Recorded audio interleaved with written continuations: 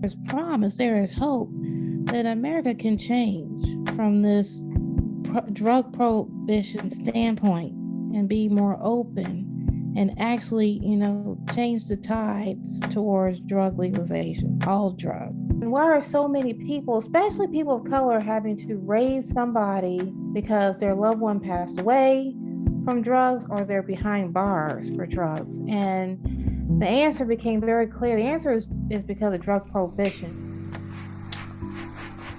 You're listening to Narcotica, a podcast giving you the straight dope about drugs and the people who use them.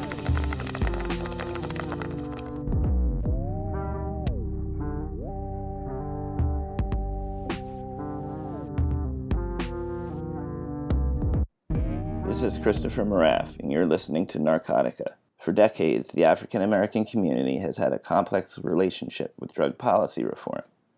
No community has suffered more from the war on drugs. During the height of the drug war, a third of black males were incarcerated or under supervised release, according to the ACLU. Yet during the 1980s, when a raft of new federal drug laws sparked the largest prison boom in U.S. history, many black leaders complained that their communities were still under-policed. Charles Rangel, the Democratic congressman from New York, reportedly called President Ronald Reagan soft on drug crime. While much has changed since then, the black community remains conservative on a number of drug reform issues, including supervised consumption and decriminalization. Today's guest, Veronica Wright, used to even oppose marijuana reform. That is, until a chance encounter at a family funeral inspired her to form the National Coalition for Drug Legalization, which calls for the legalization and regulation of all drugs. Before we get to the show, though, just a reminder that Narcotica is a listener-sponsored program. If you like what you hear, check us out at patreon.com/narcotica. Veronica Wright, welcome to Narcotica.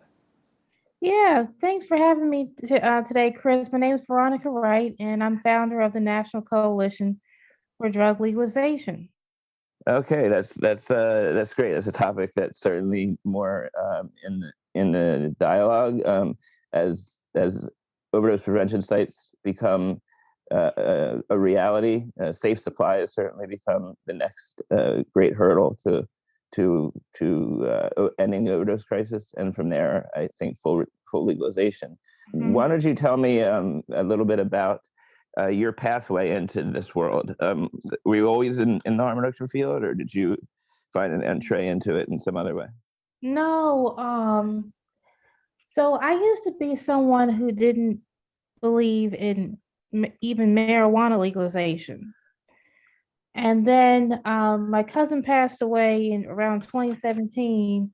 He was born dependent on drugs. He went to prison for drugs, and he later died an alcoholic.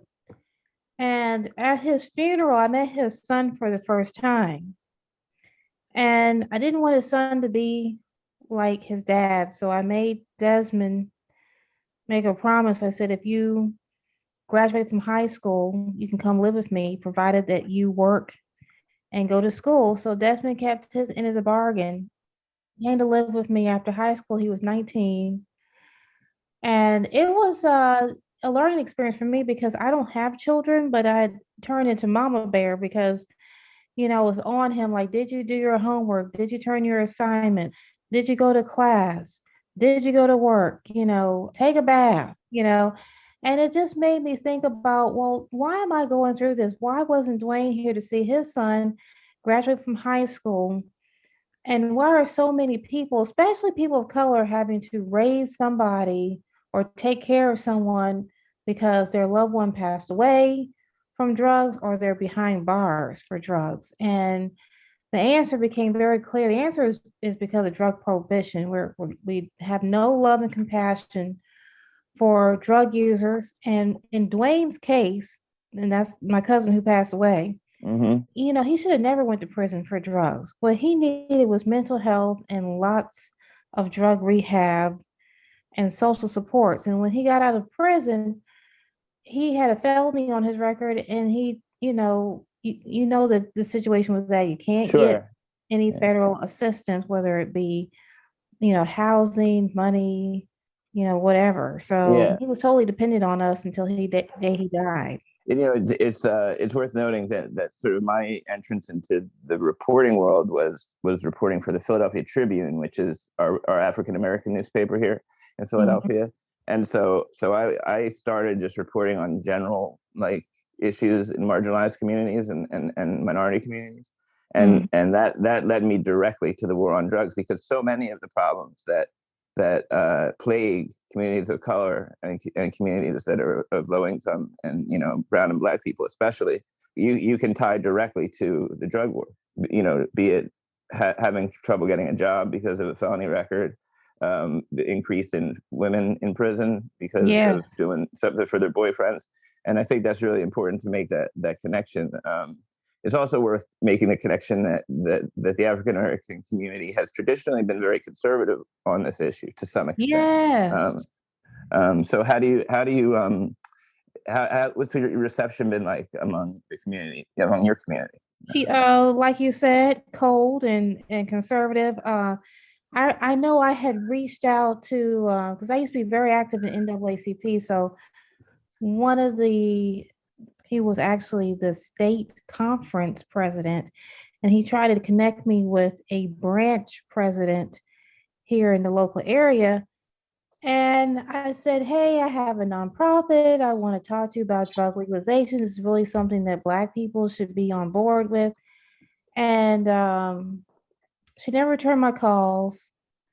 And then there was another lady, because I had wanted to, in Baltimore, you can adopt a lot. Okay. They have a lot of vacant lots. So you can adopt a lot. And I wanted to plant flowers on it, plant grass and, have a manicured garden with flowers. And then I'll have a little sign on here saying this garden was maintained by the National Coalition for Drug Legalization. Well, in order to do that, you have to go to the neighborhood presidents and get their Mm-hmm. permission to adopt a lot in their neighborhood. And she was very defensive when I told her that my nonprofit is about drug legalization. She didn't want to entertain it. And she was like, oh, well, you can talk to our association and see if they will allow you to adopt a lot. And I tried to schedule a meeting with her. I could never lock down a date. Mm. Wow, that's the experience I remember reporting even on drug treatment. There's a disparity, a really stark disparity, or there had been, in people of color in treatment, because it's a lot of church, a lot of dependency on church, and more and that kind of avenue, more than medication assisted treatment, which has finally become a mainstream kind of therapeutic intervention for opioid use disorder. So that evolution is happening. I think it's happening slowly. I also want to commend you for saying that, I don't, what's the child's name that's living with you, Desmond? Desmond.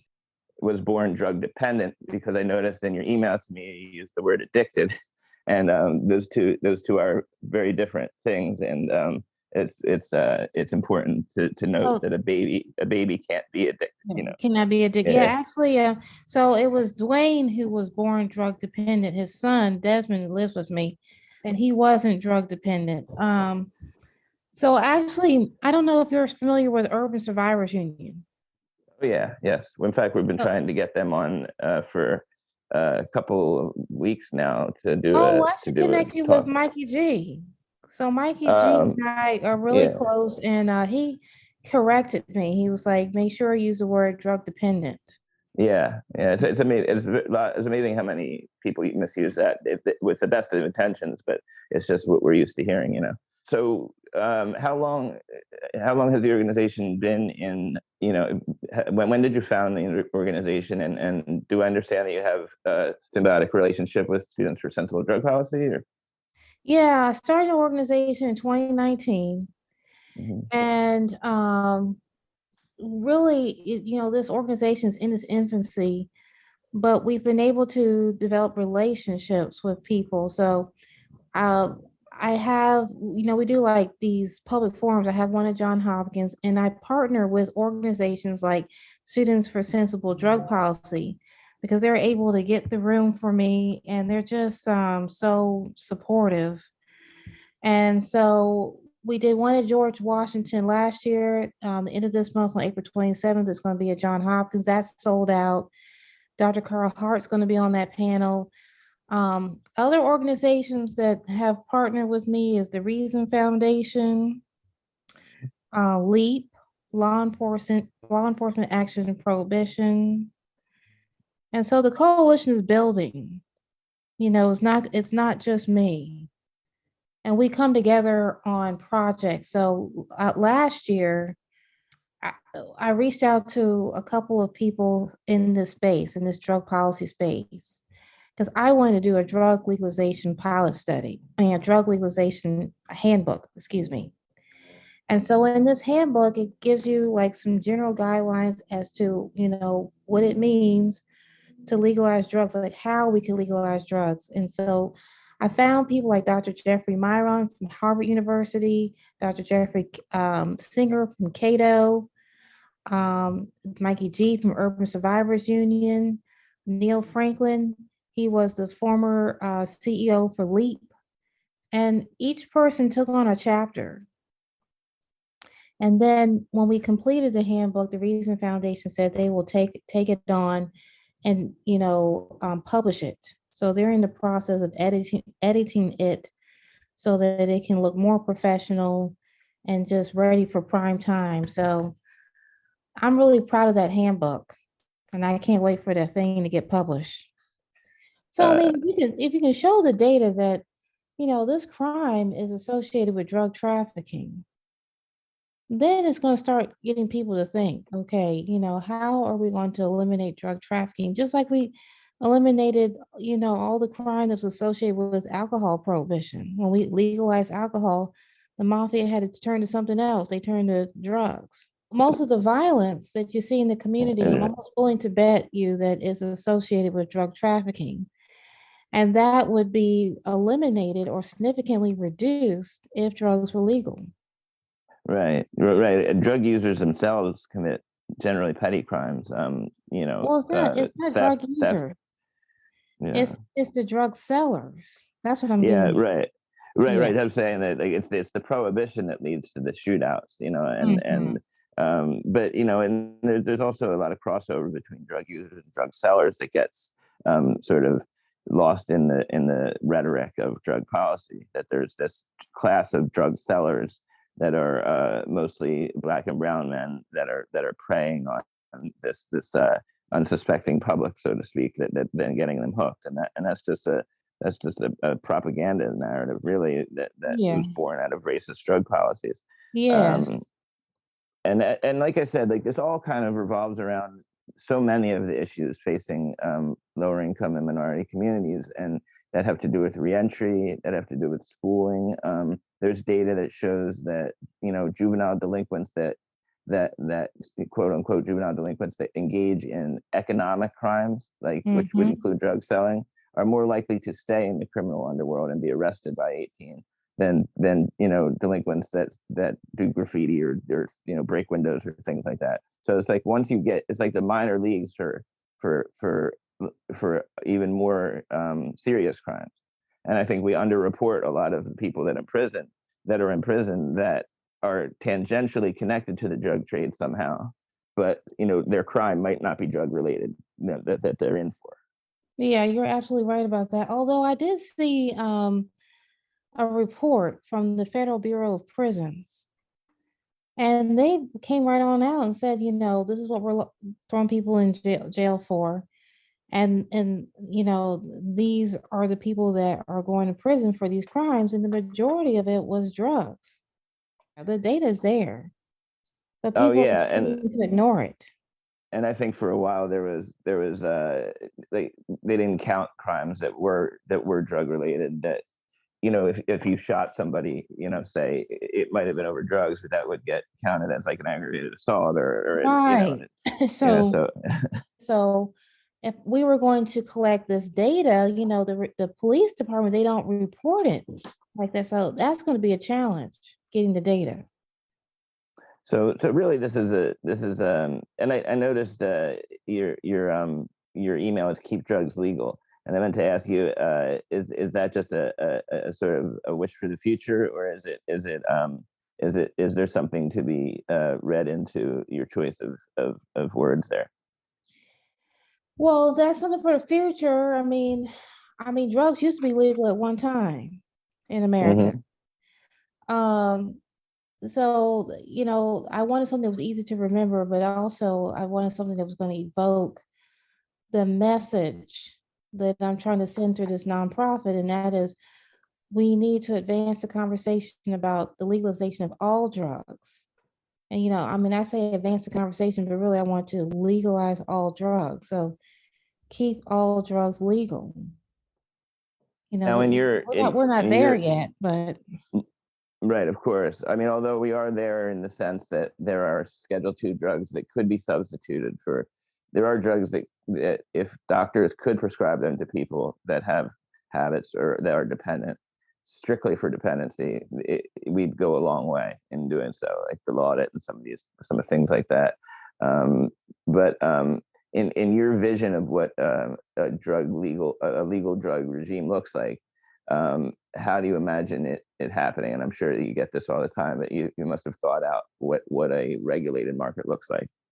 yes, of course, you have to be at least 21 to sell, to use drugs. We're not advocating, drug use by children. Okay. Um, Hmm. doctors would be free to prescribe drugs if they thought that, it was going to help you, so they couldn't go to prison for their choice to prescribe drugs. Of course, you could sell drugs, much like you do with alcohol and marijuana. It'll be regulated in similar ways. Um, the taxation, I think that's an important point to bring up about what the future of drug legalization would look like, would not be excessive. Because if you create a market where, drugs are heavily taxed, you're just going to keep the black market and you're not going to really see that much change in the reduction of crime or overdoses because people are just going to go to the black market and get what they need for less. That's a very good insight because I think that's happened in the marijuana market a lot. And you have these boutique uh, dispensaries where they're like specialty blends that. And I remember going into one in Colorado and saying, okay, so where's like the old English 800 of weed? Like I'm seeing like the high end beers here, quote unquote, but there's no lower end cheaper alternative, and that's just going to push people right back to the street for a cheaper alternative. And so, yeah, that's important to point out. Oh, and the other thing I want to add, and I'm looking through our drug legalization handbook, our unpublished, I wrote a chapter, and it's like one of my most favorite chapters, and it's called, and I'm scrolling down to it. I want to make sure I have the ethics and ethos. So in this chapter, I highlighted some guiding principles that lawmakers could use when they're thinking about, okay, how we should legalize drugs. And I'm just going to read, some of these guiding principles. Hmm. One should be love. Recognize love as an action that does not punish drug users with criminalization, but promotes understanding, accountability, and responsibility through compassion, patience.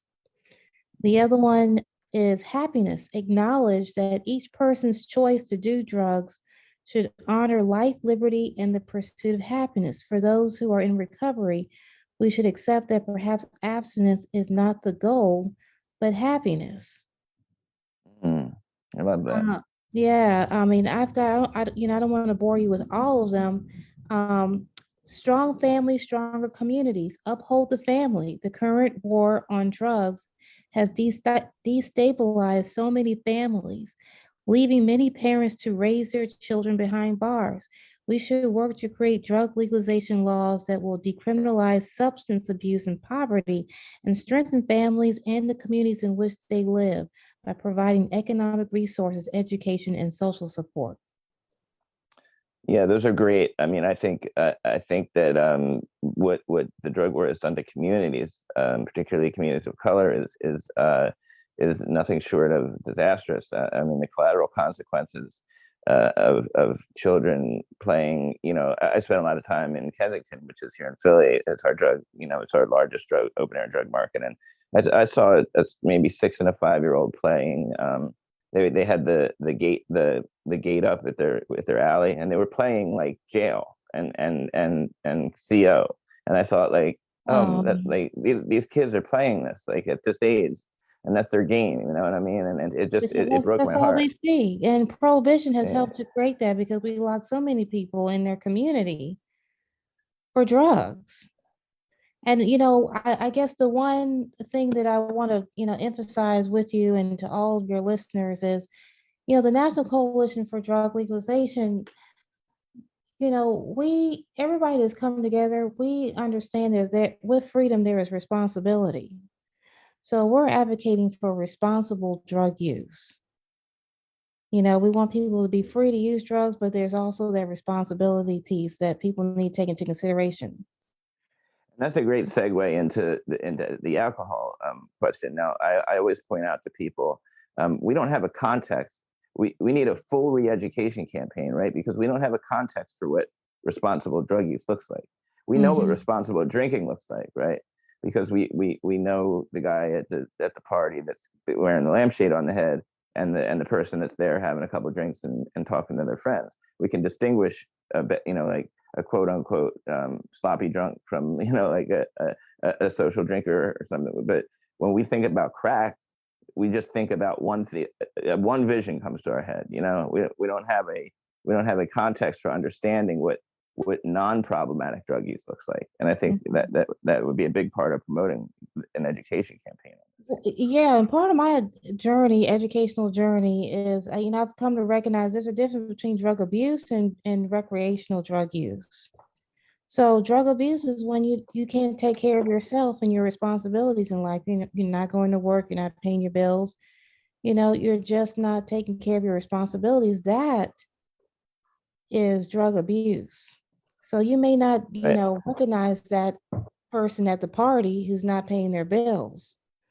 You don't have to when you learn that, this person has problems functioning. That's drug abuse. Right. And so many of those problems, though, is it's such a contradiction that so many of the problems. So we describe addiction as unmanageability, and yet so many of the unmanageable impacts of drug use we impose through policy, like Yeah. arrest and of course stigma. But I remember, trying to explain why well, if somebody is not doing something wrong, young black youth, why would they run from the police? Well, because for Mhm. 72 hours, they can fuck your day up. They can fuck, you can lose your job because you're not showing up for a shift. They don't need to charge you. They can just grab you up and let you go in, like 24 hours, but you've lost your job by then. You've got, an arrest and a court date and, or whatever, they might not charge you, but it doesn't mean that they can't screw up your day. And part of, I think, white privilege is that we have the ability to, well, as a white man, to uh, talk to my boss and explain what happened, or there's not as much there's not quite as much to lose by like wasting 12 hours of my day talking to a police officer that got it wrong, right? Oh yeah, yeah. You brought up a very good point. That's the other side. Yeah. Oh, it's a complicated issue. I just know that there are a couple of reasons why I support drug legalization. It's a tool for public safety. You're going to protect the drug supply and thereby reduce the number of overdoses. It's a tool to reduce the number of incarcerations that you see in this country, especially among Black and Brown people. It's a tool to reduce the violence that you see in those communities where drug trafficking is endemic. And Well, how we keep get there, families together. keep families together. I see so many benefits. And also, the other thing that I got that motivated me to start this nonprofit is originally I had wanted to do research because I have two master's degrees. I have like an MBA and I have one in biology. So I like science. And Mhm. I wanted to know about the industrial uses of cocaine. Like, what else can Mm. you do with cocaine other than, use it for recreational purposes? And that's how I met Mikey G, because we had a mutual friend that connected us. And he was very active with the Urban Survivors Union at the time. And then, he was like, well, I don't know if I can help you with this right now, but, we'll stay in touch. And a couple of months later, he was like, hey, I met someone.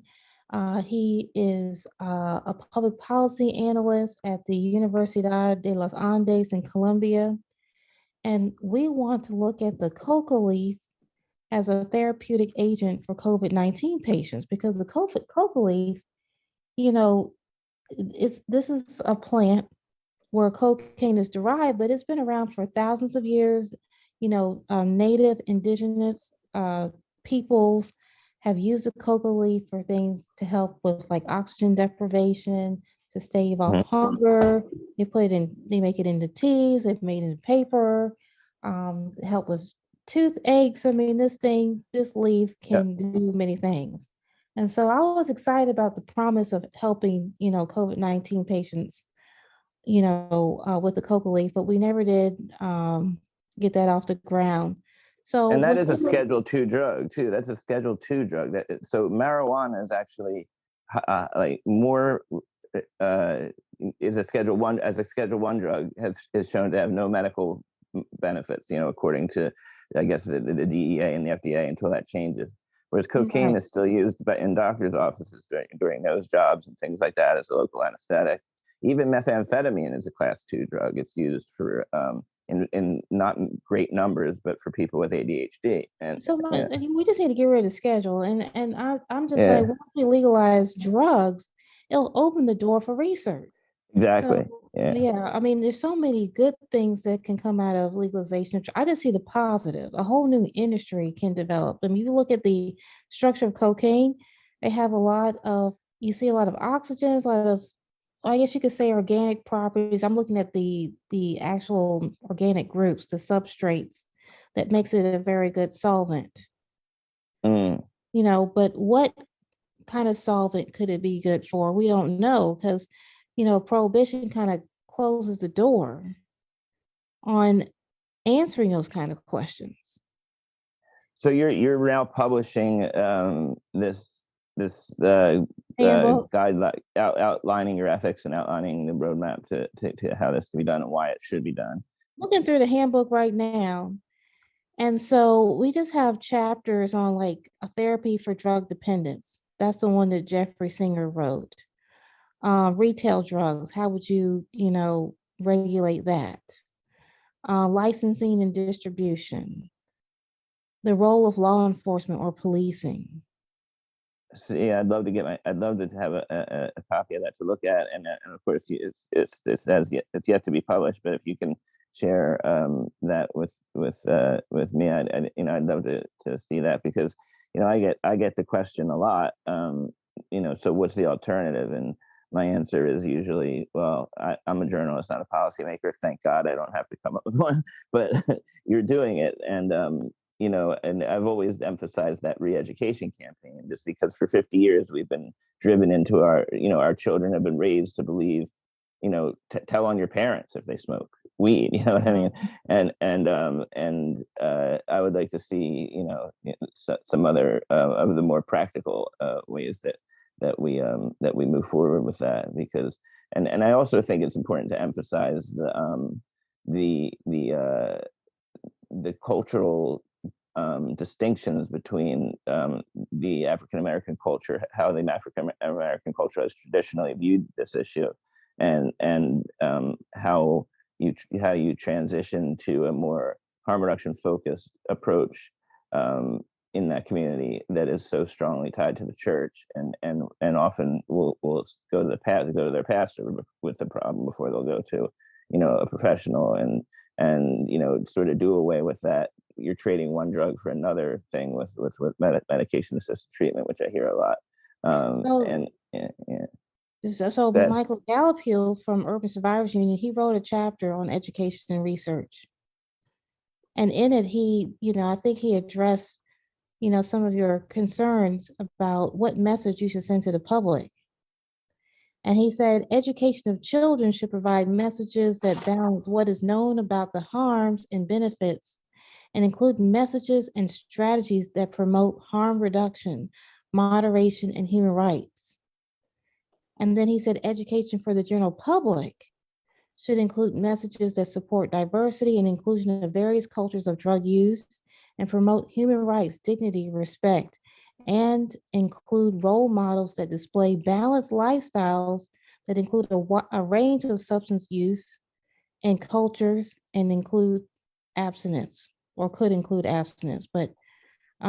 um, both of those statements evoke responsibility and just love and peace and just, let's take a step back here and not be so parochial in our viewpoint about drugs. When we educate people, we can educate them about the positives of drugs and of course the negatives. And I think Carl Hart did a great and very courageous thing in publishing the book and sort of coming out in the way he did. We had him on the show, as I mentioned. I pushed back a little just by pointing out that as a tenured professor, he doesn't have quite as much to lose. But what do you say to people that could lose their kids in terms of, because I do agree that functioning drug users have something of a responsibility to come forward and say, I use substances, and I'm willing to say that on air. I use substances. I don't need to necessarily say what they are, and I am a functional person. But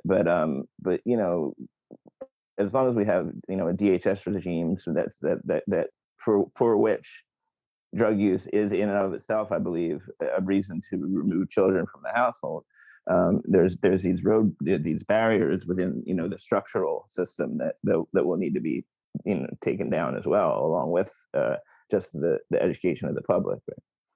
Well, I asked Carl that question, Dr. Hart. I said, when you came out with this book, I mean, even prior to coming out with this book, did you ever tell your children that you use drugs? And he said that's private. He said, his drug use. So the answer was no. Maybe I got it wrong, but when we had the public forum, I'm gonna ask him again because he was like, "This is one of those questions that kind of annoy me." But I was like, "Your answer is good. It was your answer, and people need to know what your answer is. But they may not like it, but." How did you break this news down to your children? And he was just basically like, this is private, like Hmm. I don't tell my children that I use drugs, Right. you Right. know. You might not tell your children how often you have sex with your wife either. There's certain Yeah, things yeah, you just say. that's Yeah. pretty much that's how he viewed it. So I was like, well, that's an excellent answer. Share that. You Yeah. know, um, I know that when I started my nonprofit, I remember I was trying to get a marketing firm to help me, and they were like, no, I don't want to help you because, I have children, and I think that drug legalization would, increase access by children. And it's, how are you going to protect children? And, most kids that do drugs, they learn it from their parents. Right, or their peers, their community. In my case, it was peers. But Yeah. yeah, if there's a healthy message, like I said, I always have to check myself and remind the people that I speak to, I'm dealing with a very low proportion of drug users, the ones that are transient and homeless, and this is not what your typical drug user looks like. This is just where the crisis is right now. There, Mhm. 80% of people that use cocaine do so recreationally and have no problem doing it. Yeah, I don't know where I was going with that, but it's kind of like we have to start emphasizing, um, you know, the people That use that drugs. use And subs. yeah, Yeah, I know where you're going with this. yeah, You're trying to highlight the fact that, Dr. Hart represents somebody that people wouldn't normally associate with using drugs. But it brings back to your point, most people that use drugs, 80% of those that use drugs don't become, addicted. They use it for recreational purposes. right. And see, I just use Eh, that word addicted. I need yeah. education for, when do you use that word addicted and when do you don't use it? Or do you just never use that word? Yeah, no, it's. I guess it depends. I take poetic license and call myself an ex-dope fiend, but I wouldn't call anybody else a dope fiend. You know what I mean? It's like, but because I believe you can be the idea that there is a addictive personality is a myth.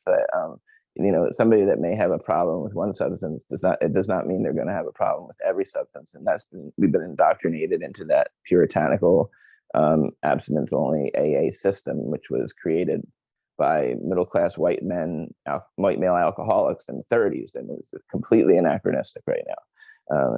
It just doesn't apply to the crisis we have at the moment, and yet it's still probably the dominant form of recovery. Maybe not as much in urban areas with strong MAT programs, but certainly when I was coming up and trying to get clean, and clean, that's another word I hate, but trying to get my life together in the 90s, that's really all there was. And nobody ever told me there was an alternative, which is, to me, medical malpractice.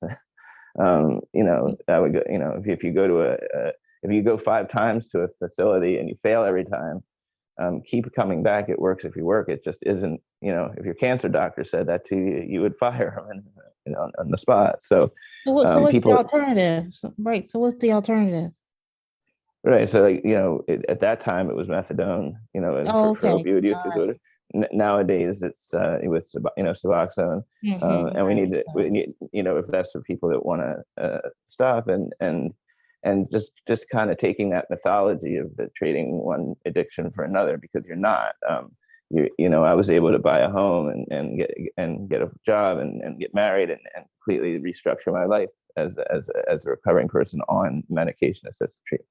So Something yeah, that I couldn't have done. Yeah. in Switzerland they have the heroin assistance treatment program, and no one, I mean, that program works fine, but they make sure people have housing and a job. Yeah, housing first is important, definitely. Yeah. So Um, I would love for America to get that far along at very minimum. But the road ahead of us is long. But the fact that we have about 82 people that signed up for this public forum on the 27th, I mean, it's maxed out. I mean, the maximum number of people that can sit in that room is 72, and 82 have signed up. And we know that there's probably a good probability that not everybody that signed up is going to show up, but because Dr. Hart's going to be there, I'm very intuitive.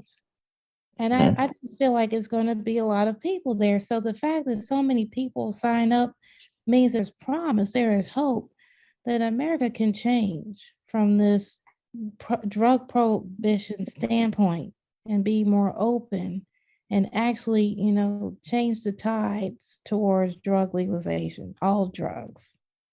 There is hope. Well, There's yeah.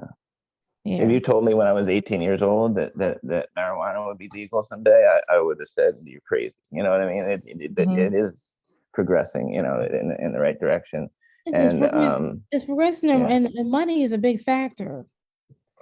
And so I'm so glad I was able to connect with Dr. Jeffrey Myron because he studies the economics of drug legalization. And so that leads into the next thing that I want to do with the coalition is to do a pilot study within the state of Maryland. So Jeffrey Myron, he's the chair of the economics department at Harvard University. He's also a strong advocate for drug legalization. He, studies the economics of drug legalization. Now, I brought him up to say that, you know, marijuana, I think one of the motivating factors for why so many states have legalized marijuana is because of the money. And, right. and eventually that's how it's going to be for legalization of all drugs. It's just a matter of And it time. has to be It has to be retroactive. If you're in jail for marijuana, that something that happened prior to its legalization, it's really not. It's not justice that you should sit out your sentence as marijuana legalization expands in your state, as far as I'm concerned. Um, Most um, definitely. I'm there with you 100%. so, what's the next step for your group? Obviously, this is an uphill battle. Where are you based, first of all? Are you in Maryland, DC or? Yeah, Clarksburg, Maryland.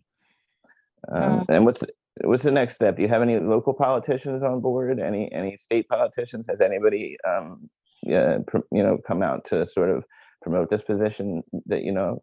Not yet. We do have one very progressive politician. He does support legalization of all drugs. His name is Delegate David Moon.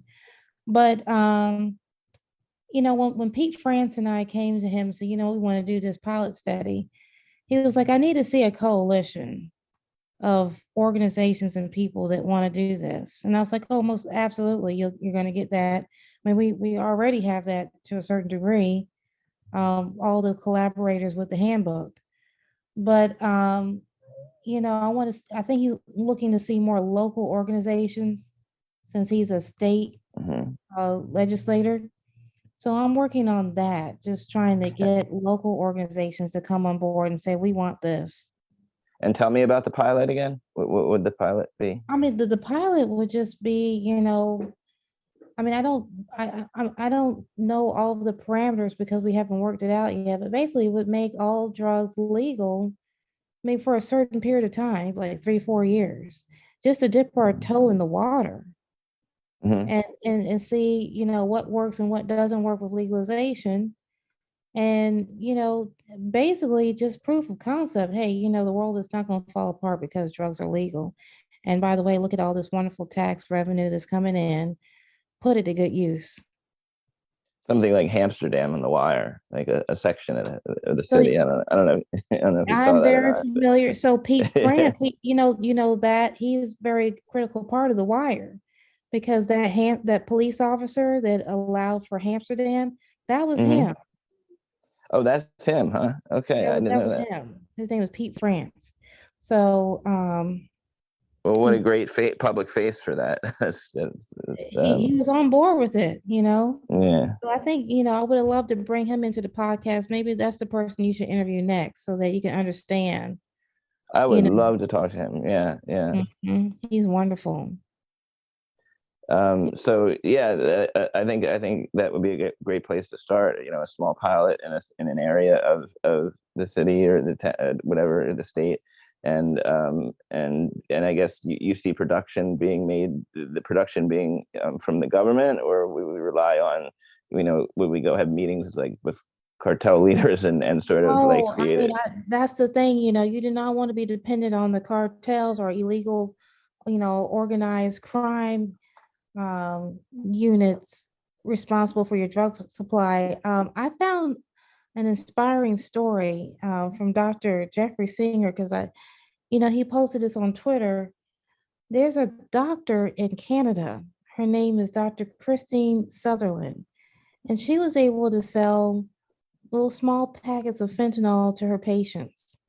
And she was able to get a pharmaceutical company to supply, these fentanyl packets for her. So, I mean, ideally, the legalization pilot study, you would need, oh, I mean, I would think you would need a pharmaceutical company to partner with. Um, You can get research exemptions too for, if a I think Columbia University for a while was doing a study where they were, providing pure unadulterated heroin to people. So yeah, under the research exemption, I think you might find some luck there, I if think you I think partnered with it. that's why Yeah. I wanted to talk to her, Dr. Sutherland, because how did she get this pharmaceutical company to say yes? Because, in this day and age, so many pharmaceutical companies are getting sued for the opioid crisis. They may not want to be, getting into the business selling drugs. They don't want people to try to sue them. Well, That'll be right, right. that'll be part of the legislation, use it at your own risk. You can't, sue pharmaceutical companies if they're following the rules for standard, um, for purity and potency standards, for following quality control measures. Right. Um, But I mean, that's one of the reasons I am also against, suing gun companies. If somebody misuses a gun that has a legitimate purpose and shoots somebody with it illegally, the gun manufacturer made a gun that is a machine for a particular use. Somebody mm, uses it wrong, somebody uses it poorly or uses it aggressively and not for, it seems to like going after the manufacturer in much the same way you're talking about, the fentanyl. If you're being prescribed something in a dose that is stable and regimented, and the dose doesn't vary because it's made properly, they shouldn't be held accountable if somebody doubles that dose and gets Right. So I want to make sure there's protections for the manufacturers, whether it's pharmaceutical companies or, someone like, you or I that come together and say, we want to manufacture drugs. Right. Well, I think you've opened our eyes to a lot of stuff to think about here.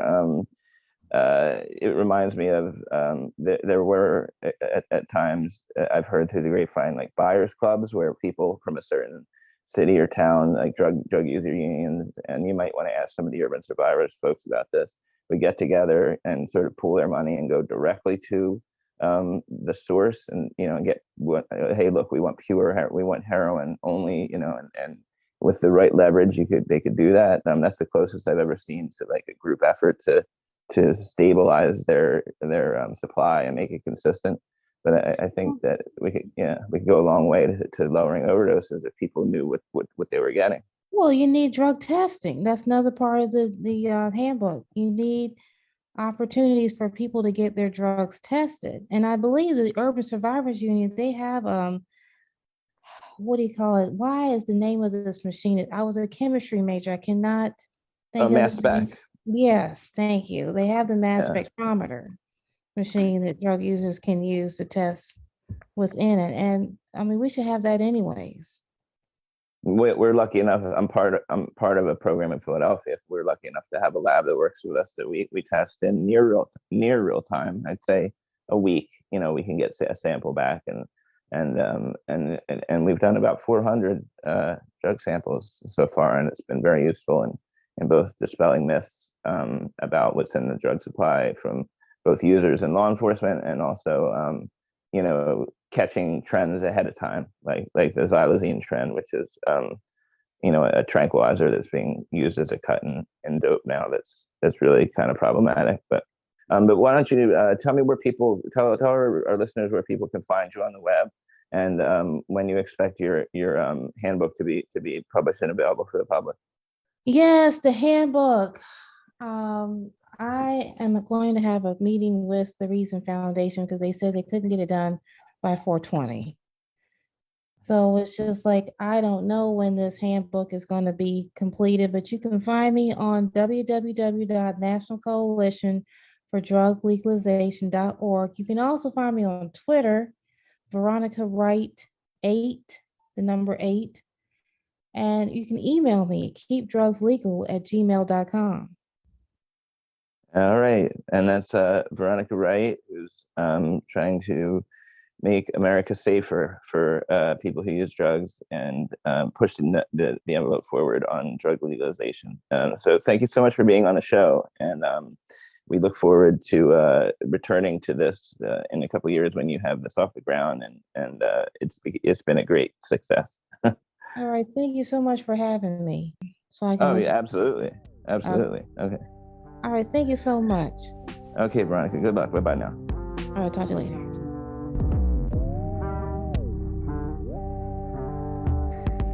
Hey, thanks for listening to Narcotica. A big thanks to our patrons over on Patreon for making this show possible. We have a growing list of supporters, and we really could not do this show without them. So thank you guys so much. And if you like what we do here, maybe you would consider joining them. Patrons get some free stickers as well as access to 30% off on our new merch store. Which, if you didn't know, we have a merch store now. You should totally check it out at narcocast.myshopify.com. We got some cool mugs, we got some cool t-shirts, we got some cool stickers. Narcotica is an independent production by Chris Moraff, Zachary Siegel, and Troy Farah. Additional music is by Waves, and Jenny Shea is the voice of Narcotica. Give us a like and a follow wherever you get your podcast, and be sure to spread the word.